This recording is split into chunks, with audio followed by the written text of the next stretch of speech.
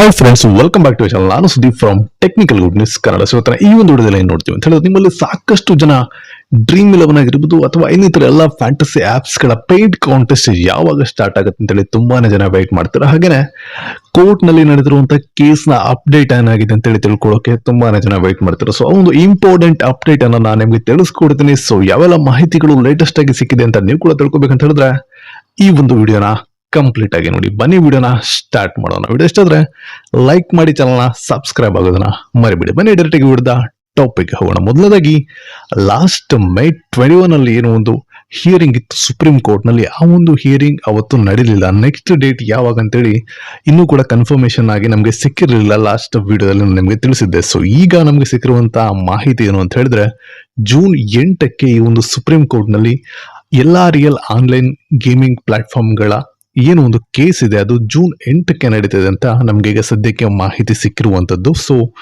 ಒಂದು ಒಳ್ಳೆ ವಿಚಾರ ಏನು ಅಂತ ಹೇಳಿದ್ರೆ, ಇನ್ನು ಫೈನಲ್ ವರ್ಡಿಕ್ಟ್ ಅನ್ನುವಂಥದ್ದು ಬಂದಿಲ್ಲ. ಸೊ ಹಾಗಾಗಿ ಕಂಪ್ಲೀಟ್ ಬ್ಯಾನ್ ಅನ್ನುವಂಥದ್ದು ನಮ್ಗೆ ಇನ್ನೂ ಕೂಡ ಯಾವುದೇ ಆ ರೀತಿಯಾಗಿರುವಂತಹ ಪ್ರಾಬ್ಲಮ್ ಆಗಿಲ್ಲ. ಸೊ ಹಾಗಾಗಿ ತಲೆಕೆಡಿಸ್ಕೊಳ್ಳುವಂಥ ಅವಶ್ಯಕತೆ ಯಾವುದೂ ಇಲ್ಲ. ಯಾಕಂತ ಹೇಳಿದ್ರೆ ಈ ರೀತಿ ಇರುವಂಥದ್ದು ಬ್ಯಾನ್ ಆಗಿರುವಂಥದ್ದು ಮೊದಲನೇ ಟೈಮ್ ಏನೂ ಅಲ್ಲ.